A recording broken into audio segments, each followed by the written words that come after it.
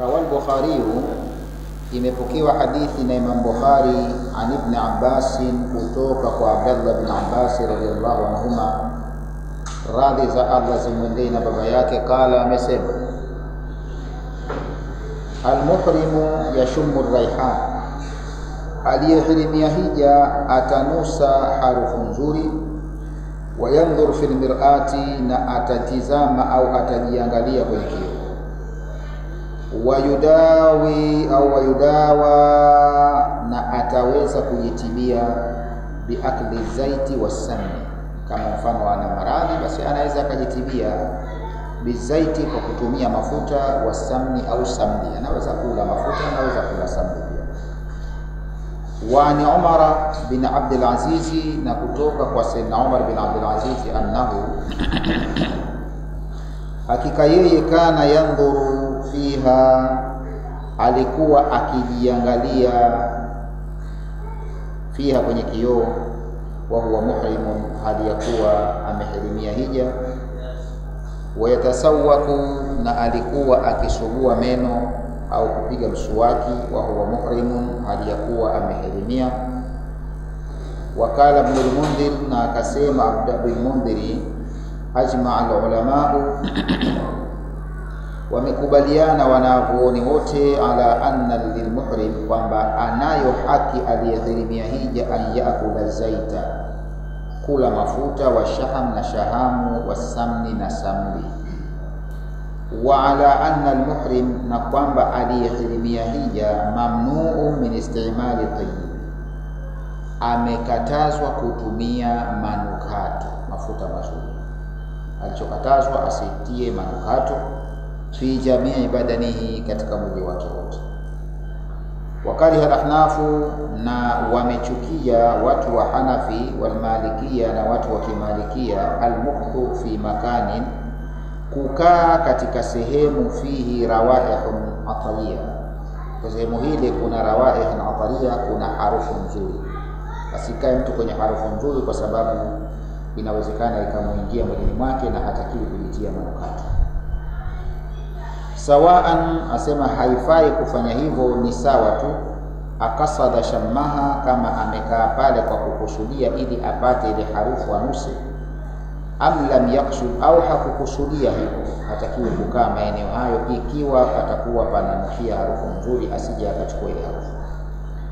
Wa inda al-Hanabila, na kwa upande wa watu wa Hanbalia, wa Shafi'ia, na watu wa Kishafi, wao wanaona inqasada, ikiwa amekusudia kukaa pale kwa ajili ya kupata harufu nzuri, haruma alaihi, itamuharamikia jambo hilo. Wa illa, kama hakukaa kwa lengo la kupata ile harufu, fala, yani haitakuwa haramu kukaa. Wakalat Shafi'ia, na wakasema watu wa Kishafi, wayajuzu, inafaa, an yajlisa inda al-attari, kukaa mtu aliyehirimia mbele ya mtu atari ambaye anauza manukato. Atari, kukaa mbele ya mtu ambaye anauza manukato, uturi hizo, nauza mafuta mazuri, anaweza kukaa mbele yake. Fi mawdhu'in yubakhiru, akakaa katika sehemu ambayo yule anajifukiza, anaweza akakaa. Kwa nini? Lianna fil man'i min dhalika mashaka, kwa sababu kumkataza mtu kukaa hata na mtu ambaye anajitia manukato, hilo jambo litakuwa ni kitu chenye mashaka, ni jambo zito, na kwenye sheria tunaambiwa al-mashaqqatu tajlibu taysir, kwa jambo litaleta shida, basi linatakiwa liwepesishwe. Sasa ukimharabishia mtu kwamba hata mtu aliyejitia manukato usikae naye, mtu anajifukiza usikae naye, kwa sababu itakuwa ngumu hiyo. Kwa hiyo itafaa kukaa, kwa sababu mashaka tajlibu.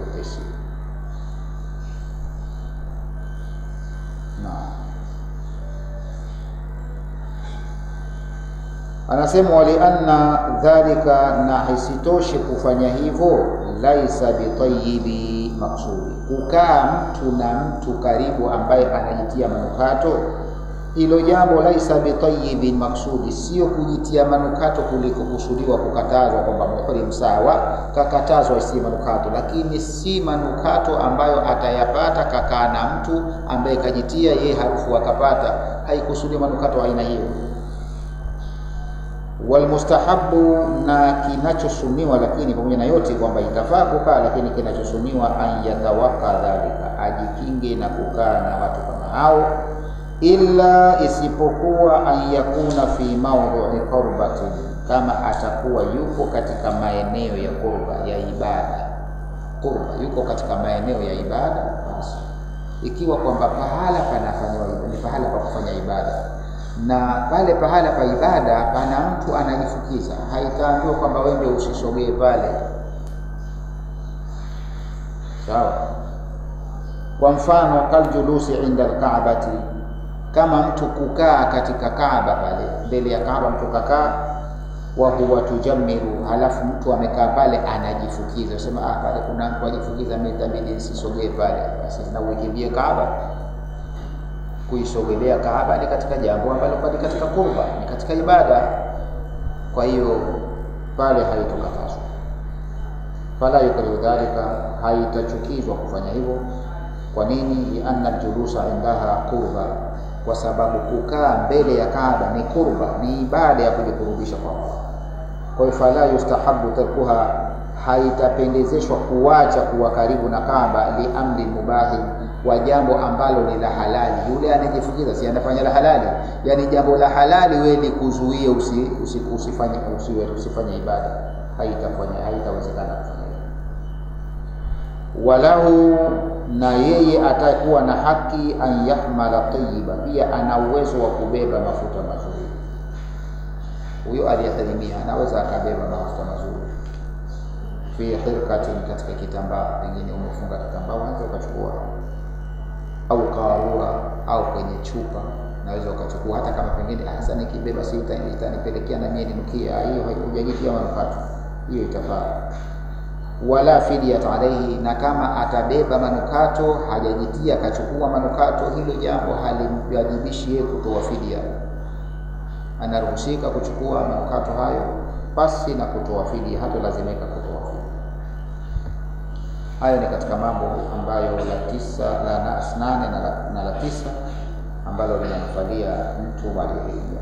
10 na 11, shaddul himan, shaddu alhimyan, kufunga kipochi. 10, shaddul himyan, kufunga kipochi, fi wasati almuhrim, katikati ya muhrim. Na kwa saa nyingine mtu anafunga kipochi hapa ile cha kutilia pesa, sawa jamani, inafaa hilo. Muhrim akafunga kipochi chake fi wasati almuhrim, katikati ya huyo muhrim. Kipochi hicho akafunga liyakhfadha fihi nuqudahu, ili kuhifadhi kwenye kipochi hicho pesa zake, wa nuquda ghairihi, na hata pesa za mwingine anayetaka kuhifadhiwa. Wa labsul khatam, pia anahalalikiwa kuvaa pete. Kwa hiyo muhrim anaweza kufunga kipochi katikati hapa kwenye nyonga yake, lakini pia anahalalikiwa kuvaa pete. Itakiwa unaambiwa uvue nguo za kushona, sio kusema ndo mpaka pete utakiwa uvue, la, hiyo inafaa. Wakala Ibn Abbasi, akasema Ibn Abbasi, la ba'asa bil iman, hakuna ubaya, hakuna dhambi bil himyani, kuvaa kipochi au kufunga kipochi, wal khatam, na pete, lil muhrimi, kwa mtu aliyehirimia. 12, al-iktihal, kupaka wanja. Muhrim anaweza akapaka wanja, ni halali. Lakini wanja jamani, si kwamba inapakwa tu, hii inapakwa kwa sababu, sio kaona wengine wanachukua kupaka wanja hata sababu hawana. Sio mapambo kwa wanaume, kwa mwanamke ni mapambo anatakiwa kupaka. Na zile hadithi zilizokuja kuonyesha kupaka wanja kwa mwanamume tupo pasi na sababu, ni hadithi dhaifu. Lakini ikitokea sababu, basi Muislamu hata kama kahirimia hija anaweza kupaka wanja.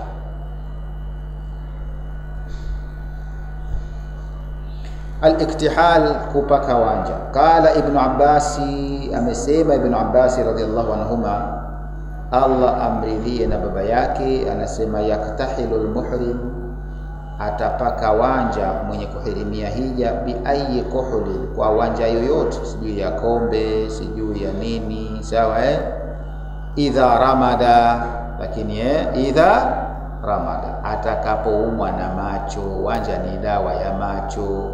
Kwa ukikuta hadithi Mtume kati ya wanja, ni kwa sababu hizo hadithi moja kwa ni dhaifu, lakini si kwamba alitia kwa kujipamba, ni kwa sababu ya nini? Macho. Kwa ikiwa macho yanauma wakati ya wanja, ni sunna.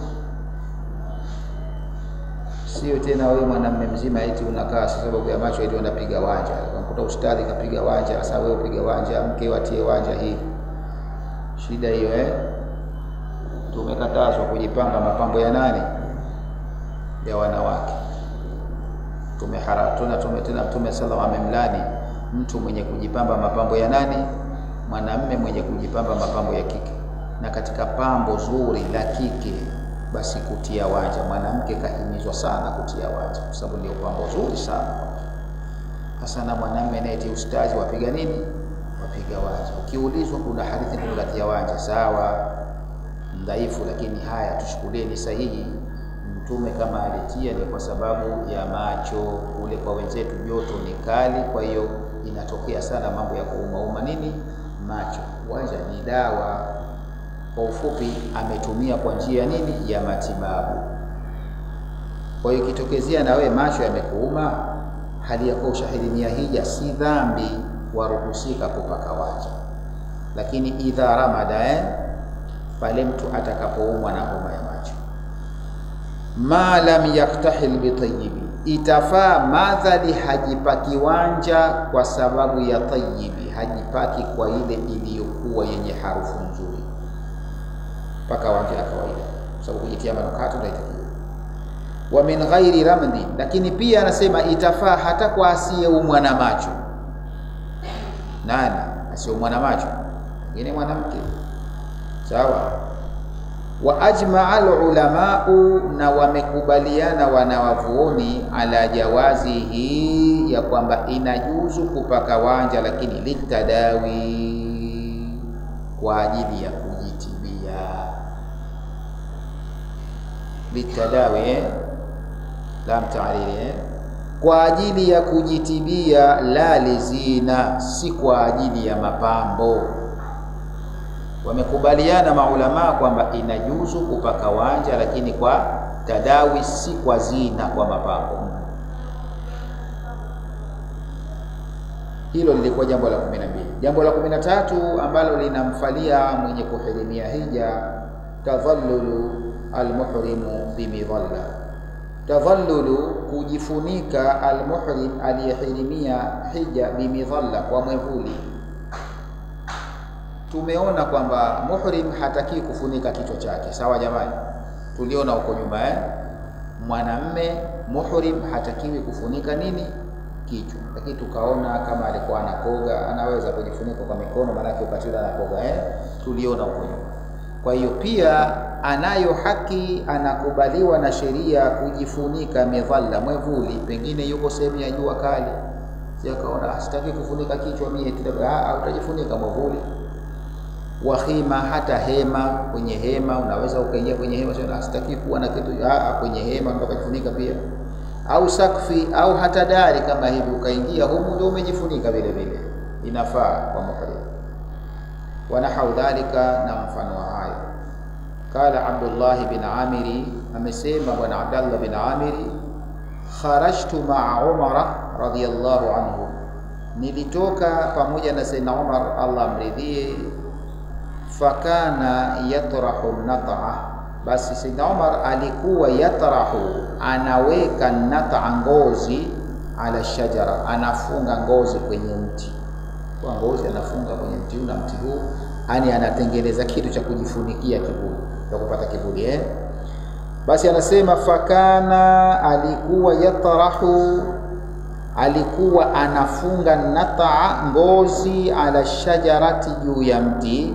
fayastadhillu bihi, akawa anajifunika kwa ngozi hiyo jua, wa huwa muhrimun, na alikuwa amehirimia hija, kuonyesha kwamba inafaa. Hadithi hii akhrajahu Ibn Abi Shayba, imetolewa na Ibn Abi Shayba.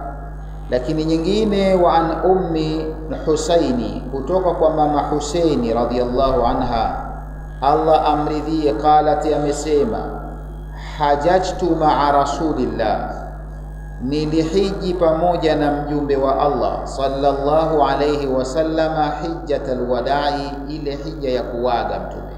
Sema nilihiji naye mama Husaini, atakuwa nani? Mama Fatima huyo radhiallahu anha. Asema nilihiji pamoja na Rasulillah sallallahu alaihi wasallam hijjatal wada'i, hija ile ya kuwaga. Faraaitu Usama bin Zaidi, asema nikamuona Usama mtoto wa Zaidi, wa Bilala, na Bilali, ahaduhuma, mmoja wao, akhidhun bi khitami naqati nabii, ameshikilia binakati khitami, ameshikilia akhidhu, ameshikilia bi khitami, kamba naqati nabii, wa yule ngamia wa mtume. Mmoja kashika kamba ya ngamia wa mtume. Wal akhar, na mwingine, rafi'u thawbahu, amenyanyua nguo yake, yasturuhu min alharri, anamfunika mtume jua joto. Mmoja kashikilia kamba ya ngamia, mwingine ana nguo kanyanyua hivi kumfunika mtume, za kuonyesha kwamba inafaa kujifunika kivuli kama hivyo, nguo juu, sawa, hema, mwevuli, ni kama mwevuli huo. Haitakiwi kuvaa tu kitu kama hivyo kafunika kichwa, ndio haitakiwi, lakini umejifunika kama mwevuli au kama hivyo nguo kwa sababu ya jua. Sema nimemuona huyo Mtume sallama akiwa amefunikwa hiyo nguo na mmoja katika Bilali na huyo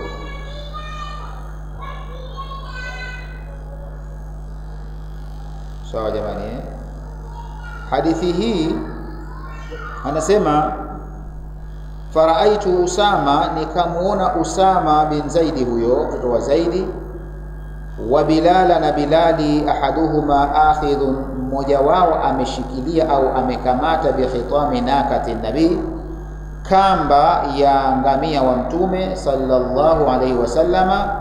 Wal akharu, na mwingine, rafi'u thawbahu, amenyanyua nguo yake juu, yasturuhu min alharri, akimsitiri mtume kutokana na joto. Hata rama jamratul aqaba, alifunikwa hivyo mpaka akenda mtume kurembea jamratul aqaba, kutembea mawe mpaka kule kafunikwa. Hadithi akhrajahu Ahmadu, imetolewa na Imam Ahmadi wa Muslim na Muslim. Wakala Ata, akasema bwana Ata, yastadhillu almuhrimu, atajifunika aliyehirimia hija, mina shamsi, atajifunika kutokana na jua. Jua likiwa kali unajifunika. Wayastakinnu min arrihi, na pia atajifunika kutokana na upepo, wal matari, na mvua. Pengine mvua inanyesha, basi unaweza kuchukua mwavuli ukajifunika.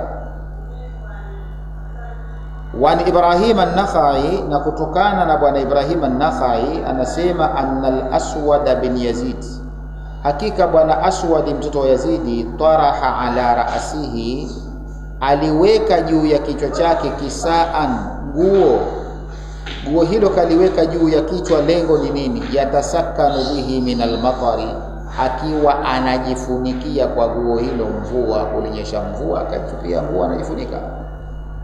Hayo yote yanamfalia muhrim, wa huwa muhrim, na alifanya hivyo akiwa ni mwenye kuhirimia hija, kuonyesha kwamba yafaa. Jambo la 14, alkhidhabu bilhina, kujipaka hina. Alkhidhabu bilhina, kupaka hina, inafaa kwa mtu aliyehirimia hija. Dhahabatil hanabilatu, wamekwenda kusema watu wa Kihambalia, ila annahu, ya kwamba, la yahrumu ala almuhrimi, si haramu kwa mtu aliyehirimia hija, dhakaran kana, akiwa ni mwanamme, au untha, au mwanamke. Tufahamiane, si haramu, sawa, ala almuhrimi, kwa aliyehirimia hija, dhakaran kana au untha, akiwa mwanamme au mwanamke, si haramu kufanya nini? Al-ikhtidhabu bil hinai, kujipaka nini? Hina. Tufahamiane hapa, hina ni kwa mwanamke. Kwa mwanamme yahalalika kivipi? Si kwa ajili ya mapambo, si kwa kupaka vidoleni, sawa tofauti na mwanamke. Mwanamke atapaka vidoleni, ni halali, atapaka, anapaka. Lakini mwanamume ukisikia inahalalika, si kupaka vidoleni. Tuelewana? Pengine kupaka ndevu, sio anapaka ndevu na chaina. Au hujamuona mtu katika ndevu zake zina rangi, zinakuwa zinatiwa hina zile? Kwa yule ambaye aruhusika, si kila mtu aruhusika kubadilisha nini? Ndevu tulipita huko nyuma, tulipita ni mtu gani atakiwa kutia rangi au kupia rangi ndevu zake, na kila mmoja atakiwa atie rangi gani kwa kutegemea na hali alipo. Wengine inafanya nyeusi, wengine wanatakiwa atie nyingine sio kwa nyeusi. Haya, anasema dhahabatil hanabilatu, wamekwenda kusema watu wa Hanbalia, ila annahu, ya kwamba la yahrumu ala almuhrimi, si haramu kwa aliyehirimia hija, dhakaran kana au untha, akiwa mwanamme au mwanamke, al-ikhtidhabu, kujipaka bilhinai, kujipaka hina. Tena fi ayi juz'in min albadani, katika sehemu yoyote katika mwili wake, ma'ada ras, ukitoa kichwa, sije ukajipaka hina kwenye kichwa. Wakalati shafi'iyatu, na wakasema watu wa Kishafi, yajuzu lirajuli, inafaa kwa mwanamme, al-ikhtidhabu, kujipaka bilhinai, hina, hala al-ihrami, hali ya kuwa amehirimia hija, fi jamii ajzai jasadihi, katika sehemu zote za mwili wake, ma'ada liyadaini, wakasema ukitoa mikono miwili, sataki kupaka mikononi, warijlaini, na miguuni, sija akapaka mwanamme mikononi na wapi? Na miguuni.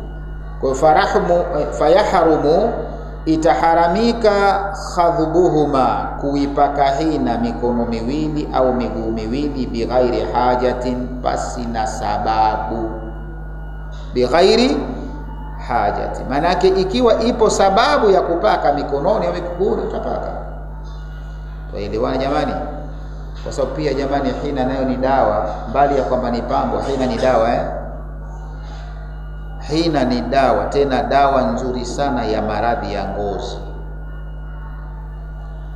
Narudia, hina ni dawa nzuri sana ya maradhi ya nini? Ya ngozi. Ikiwa kufaa, basi naam, ni nzuri sana. Mtu anaweza akapaka, anasema katika mwili wake sehemu yoyote iko haja ya kupaka, basi utapaka. Tupo ila hautakiwi kupaka mikono na wapi? Na miguuni, isipokuwa huko itokezee sababu, basi utapaka hata mikono hata miguu. Tena hata kama mtu alihirimia hija, fayahrumu khadhubuhuma, anasema itaharamika kuipaka hiyo mikono na miguu, bighairi hajatin, pasi na haja. Wakadha, hivyo hivyo, la yughatti ra'sahu bihina'in, haruhusiwi mtu kufunika kichwa chake kwa hina, takhina, hina iliyokuwa nzito. Yani pengine ukienda ukapaka kichwa chako hina, ukakipiga kichwa ikawa imefunikwa na ile hina zito, haitakiwi kwa muhrimi. Wakarihu, lakini maulama wakachukia, lilmar'ati, kwa mwanamke, al-ikhdhabu bilhinai, kupaka hina. Mwanamke wamesema ni makruhu kwenye ihrami Mwanamme karuhusiwa, lakini wamechukiza kwa mwanamke. Kwa sababu gani sasa? Mwanamme waruhusu, mwanamke wachukize. Sababu ni ile tulizozungumza kwamba hina unaruhusika kupaka, si kwa mapambo. Tuelewana? Na ndiyo maana akaruhusika mwanamme, kwa sababu hatojipaka kwa ajili ya nini? Ya pambo. Lakini mwanamke kawaida ajitia hina kwa nini? Kwa mapambo. Ndio maana mwanamke hawaruhusu, wanachukia. Lakini mwanamme unaweza ukapaka ikitokea. Wakarihu lilmar'ati, wakachukiza kwa mwanamke alkhidhabu bilhinai, kujipaka hina katika hala al-ihram. Lakini tuelewane uzuri, kwenye hali ya kuhirimia hija, yani mwanamke akiwa amehirimia hija, basi ni makuruhu kupaka hina. Tuelewane, wasije wengine wanasikia huko wasema shazidi na wasema kupaka hina haram. Ikiwa amehirimia hija, illa isipokuwa idha kanat mu'taddatun, ikiwa mwanamke huyo ni mwenye eda, min wafatin, amekaa eda ya kufiwa. Sawa? Ikiwa amekaa eda ya kufiwa, yuko kwenye eda ambayo alikuwa amefiwa na mume, hapo haitakuwa makuruhu. Fayahrumu alaiha dhalika, hapo itakuwa ni haramu kufanya hivyo wakati huo. Ikiwa si mwenye eda, ni makuruhu kupaka hina katika hali ya kuwa ni muhrim. Ukiambiwa makuruhu, manake akitaka aweza fanya, lakini si jambo zuri. Lakini ikiwa yeye yuko kwenye eda, hajatoka kwenye eda ya kufiwa, huyu haitakuwa makuruhu, itakuwa haramu kupaka hina, sababu mwenye eda hatakiwi kujipamba. Kama yahrumu alaiha alkhidab, kama ambavyo inaharamika kwa mwanamke kupaka hina, idha kana nakshan, inapokuwa hina ile ni nakshi. Sio wanasema maua yale, mtu anachora manakshi yale, yataharamika ikiwa yuko kwenye nini, kwenye ihram jamani, walau kanati mu'tadda, tena hata kama atakuwa ni mwenye eda, basi kuchora yale maua hato halalika. Wakalat al-ahnafu, na wamesema watu wa Hanafi, wal Malikia, na watu wa Kimalikia wanasema la yajuzu lilmuhrimi, haifai kwa mtu aliyehirimia hija, an yaftadhiba, kujipaka bilhinai hina, fi ayi juz'in min albadan. Wengine tumeona, wengine wameruhusu katika sehemu yote ya mwili, wengine wasema haifai kujipaka mwanamume hina katika sehemu yoyote. Kwa ni masalatul khilafia, ni masala ambayo yana khilafu jamani. Wengine wasema mtu anaweza kupaka, wengine wasema wanasema wakalat al-hanafi, ahnafi, watu wa Hanafi, wal Malikia, na watu wa Kimaliki, wao wanaona la yajuzu lilmuhrim, haifai kwa muhrimi aliyehirimia hija, an yahtadhiba, kujipaka bilhinai hina, fi ayi juz'in min albadani, katika sehemu yoyote ya mwili wake, hata kile sawaan akana rajulan am imra'a, ni sawa akiwa mwanamme au mwanamke, hatakiwi kupaka hina akiwa katika hali ya ihram. Kwa nini? Wakasema li'annahu tayyibu, kwa sababu kupaka hina ni kujitia, ni kujipamba, inampambisha mtu. Wal muhrimu, na aliyehirimia hija, mamnu'un min at-tatayyubi, amekatazwa kujitia manukato na kujipamba, kwa hiyo hatotakiwa. Wa an Khawla, kutokana na Khawla binti Hakimi, mtoto wa Hakimu, an ummiha, ameipata hadithi kutoka kwa mama yake kwamba anna nabiyya sallallahu alaihi wasallam qala, Mtume sallama alisema, li ummi Salama, kumwambia mkewe mama Salama, alimwambia hivi, la tutayyibi, usijitie manukato, usijipambe, wa anta muhrimatun, wa anti muhrimatun, wakati wewe umehirimia hija. Wala tumassil hina, wala usijipake hina, fa innahu tayyibu, kwa sababu kupaka hina ni kujipamba na muhrim hatakiwi. Hadithi rawahu Tabarani, imepokewa na Imam Tabarani fil Kabiri, katika kitabu chake kikubwa, wal Baihaqi, na Imam Baihaqi fil Ma'rifa, kwenye kitabu kinachoitwa Ma'rifa, wa Ibn Abdul Barri, na Ibn Abdul Barri fi Tamhidi, katika Tamhidi.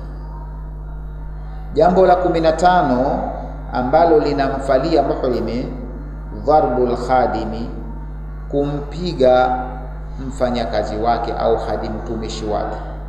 Dharbul khadimi, inafaa kumpiga aliyekuwa khadim, mtumishi wake, litaadibi, kwa ajili ya kumfunza. Yani pahala kidogo kateleza, kakosa adabu kidogo, basi anaweza ukamtandika kidogo mtumishi wako au mtumwa wako au mfanyakazi wako, tunasema kwa sababu ya taadibi, kumtia nini? Adabu, hali ya kuwa umehirimia. Ushahidi wa hayo, fa'an Asma binti Abi Bakari, kutoka kwa Asma mtoto wa Abu Bakari, qalat, amesema, kharajna ma'a rasulillah, tulitoka sisi pamoja na mjumbe wa Allah sallallahu alaihi wasallam, hajjajan, tukiwa ni wenye kuhiji. Tulikwenda hata idha kunna bil mi'raji, mpaka tulipofika katika sehemu inaitwa Mi'raji, ismu maudhu baina Makkah wal Madina. Hiyo ni jina la eneo.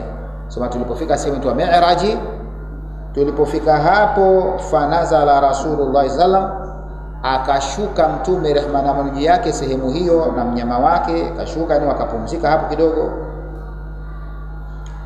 Wanazalna, na sisi tukashuka. Fajalasat Aisha, asema akakaa mama Aisha, ila jambi Rasulillah, ubavuni kwa mjumbe wa Allah sallallahu alaihi wasallam. Wajalastu, anasema mama nani, Asma huyo, na mimi nikakaa ila jambi Abi Bakari, nikakaa na mimi ubavuni kwa baba yangu Abu Bakar. Wakanati zamalatu Rasulillah, na ilikuwa mkoba au begi, tunasema kwa leo, la mjumbe wa mjumbe wa Allah, wa zamalati Abi Bakari, na begi la Abu Bakari, wahida, walikuwa na begi moja waliotilia mizigo yao. Kaelewana? Sema walikuwa wanakwenda hija, sasa ikawa ule mkoba au tunasema mfuko ambao wa Mtume sallallahu alaihi wasallam aliotilia vitu vyake, na Abu Bakari wametia kwenye mfuko huo mmoja. Sawa? Maghulamin, mfuko huo au mkoba huo ulikuwa uko pamoja na kijana mmoja, li Abi Bakari, kijana wa Abu Bakari, yani mwanawe. Baka ndo kabeba huo mkoba ambao ndani yake kuna mizigo ya Mtume sallallahu alaihi wasallam na pamoja na Abu Bakar. Basi fajalasa Abu Bakar, akakaa Abu Bakari, yantadhiru, anasubiri, an yatla al-ghulam, aje yule kijana ili apate mzigo wake, pengine atakakubadilisha nguo, sio atakufanyaje, apate mfuko wake, kasubiri. Mara fatala, yule kijana ambao ni mwanawe Abu Bakar akatokea. Alipotokea, walaisa mahu ba'irahu, hana nyumbu wake, yule nyumbu wake wa kupandia aliyekuwa amepandia hanaye, wala anakuja kwa miguu. Fakala, Abu Bakar akasema kumuuliza yule kijana wake, aina ba'ira, yuko wapi we nyumbu wako, yuko wapi, mbona unatembea na miguu? Kala, akasema, adhalaltuhu albariha, kanipotea tokea jana. Kampoteza nyumbu wake tokea jana, sema kapotea. Albariha, dhalaltuhu albariha, nimempoteza tokea jana nyumbu wangu, sinaye. Fakala Abu Bakari akasema, ba'iru wahidu tudhallilu, yani wewe nyumbu mmoja unampoteza? Maana ingalikuwa angalau unao 6 7, hiyo kasema kanipenya mmoja, lakini mmoja unampoteza, mmoja. Ba'irun wahidun tudhalliluhu, yani nyumbu mmoja wewe wampoteza.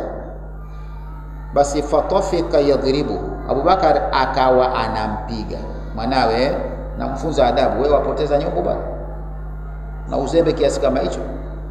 Faja'ala Abu Bakar, akawa Abu Bakar yadhribuhu, anamchapa yule mwanawe ambaye kapoteza nyumbu. Wa Rasulullahi, na mjumbe wa Allah sallallahu alaihi wasallam, yabtasimu, mtume alikuwa atabasamu. Abu Bakar yamtandika mwanae, mtume anatabasamu. Tuko yabtasimu, kawa mtume anatabasamu. Wa yakulu, halafu anatabasamu huku akisema, undhuru li hadha al-muhrim, mtizameni huyu aliyohirimia hii jamaa, yasnau, anachokifanya. undhuru li hadha almuhrim, mtizameni huyu aliyehirimia hija, ma yasnau, kile anachokifanya. Tazama afanya nini, anampiga mwanawe, lakini hajamkataza kuonyesha kwamba anafanyaje, inafaa.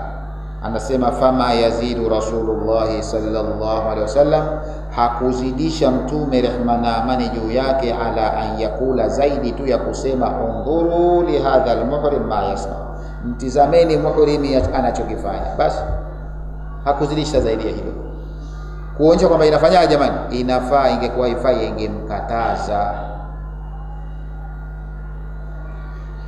Hakuzidisha zaidi ya kusema maneno hayo, wayabtasim, na kutabasamu tu. Hadithi rawahu Ahmad wa Abu Daudi, imepokewa na Ahmad na Abu Daudi wa Ibn Majah na Ibn Majah. Sawa jamani. La 16 linalofaa kwa aliyehirimia hija, katlu dhubabi, kuwanzi. Si muhrim hatakiwi kuwinda, lakini sinzi. Kuna mtu mmoja alitoka Iraki kenda hija, akamuuliza Ibn Abbas, vipi kuwanzi, yafaa muhrim? Ibn Abbas alimuuliza, kwanza wewe watokea wapi? Kaambia natoka Iraki. Akasema jamani, mtizameni huyu jamaa, eti wamemuua Hasani na Husaini na wengineo, hawajaona kuwa wana dhambi, eti anakuja kuuliza damu ya nzi. Anauliza kuua nini? Nzi yafaa? Ulikuwa uulize kumuua Hasani na Husaini vipi? Wanasema muhrim unaweza ukabaka nzi. Tunasema kubaka leo kwetu, tuseme kuua nzi, sio? Naweza ukabaka nzi. Ukasema tena nzi anakukera, ukapiga hivi, asema mimi nishahirimia hija leo, nishaua mdudu hapa. Inakufalia hilo. Katlu dhubabi, kuua nzi, wal qurat, na kupe. Wamjua kupe? Jina hawamjui, na wako mjini tu hapa. Tuambiwa kupe jamani, wanakuweko kwenye wanyama kama vile ng'ombe, na kwa na wadudu fulani wanaganda. Kupe anaitwa qurat. Kwa hiyo unaweza ukabaka nzi au ukaua nzi na kuradi pia. Kupe limekuingia, unaweza kalitoka liulia mbali, inakufalia hilo. Wanamli, na sisimizi. Sawa jamani, pengine sisimizi jichwa limekubana, si unalifikicha tu, sio ukasema inshaua na mimi nimehirimia hija, hiyo inakufalia.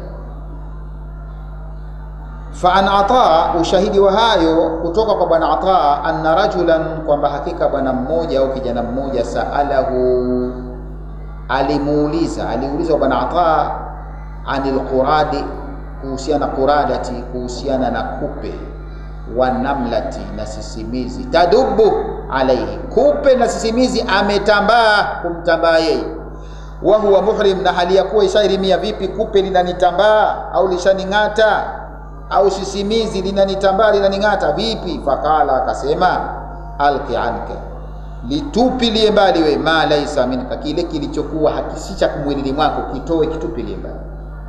Kupe si katika mwilini mwako, sisimizi si katika kitu, tupilia mbali. Alimwambia alqi anka, jiondeshe wewe, yani jitoe wewe, yani tupilia mbali kwako, ma kile ambacho laisa minka, ambacho si cha kwako, kitoe, tupa. Kwa maana kupe toa, tupilia mbali.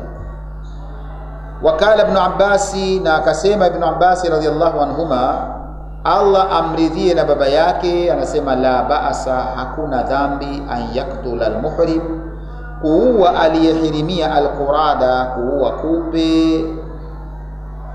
Qurada, kupe yule mkubwa anaitwa qurada, wal halama, na halama pia ni kupe, lakini kupe mdogo wakati na kati. Halama ni kupe wakati na kati. Patia namba halama, sema halama akbarul quradi. Halama ni mkubwa, sio mdogo. Kwa hiyo nini, quradi ni mdogo, lakini halama anakuwa mkubwa. Anasema akbarul quradi, halama ni mkubwa kuliko nani? Quradi. Maana yake huyu anakuwa ni yule kupe mkubwa. Quradi ni kupe yule wakati na kati, halama ni lile boge la kupe. Kuna mikupe jamani mikubwa yanaitwa halama. Wayajuzu, na pia inafaa naz'ul qurad, kujitoa kupe, kumtoa kupe min albairi, kwa nyumbu au mnyama wako, lilmuhrim, kwa aliyehirimia. Una nyama wako, ngamia wako, farasi wako ana kupe, unaweza ukamdondoa ule kupe ukawaulia mbali. Tupo jamani? Ushahidi wa hayo, fa ana Ikrima, kutoka kwa bwana Ikrima, anna ibn Abbas, asema hakika ibn Abbas radhiallahu anhu, amarahu, alimuamrisha Ikrima, an yuqarrada ba'ira, amtoe kupe ngamia wake, wa huwa muhrimun, hali alikuwa amehirimia. Alipoamrishwa kutoa kupe, fakariha dhalika Ikrima, Ikrima akalichukia hilo. Unaniamrishaje nitoe kupe wewe? Ikrima akachukia. Qala ibn Abbas akamwambia, kum, hebu simama, fanhiruhu, simamia, wachinjilie mbali ya kupe. Tupo jamani? Fanaharahu, akawachinja. Qala, akasema la umma laka, kaambia huna mama wewe. Haya hutumia Waarabu maneno kama haya, yani ukiwa umefanya kitu kama uzembe au kuna jambo ambalo ulikuwa wewe watakiwa ulijue alafu bado hujalijua, basi ulikuwa hutumia la umma laka. Wanakwambia ni kama wanakwambia huna mama wewe, si tusi ni maneno Waarabu walikuwa watumia. Kaambia la umma laka, huna mama wewe.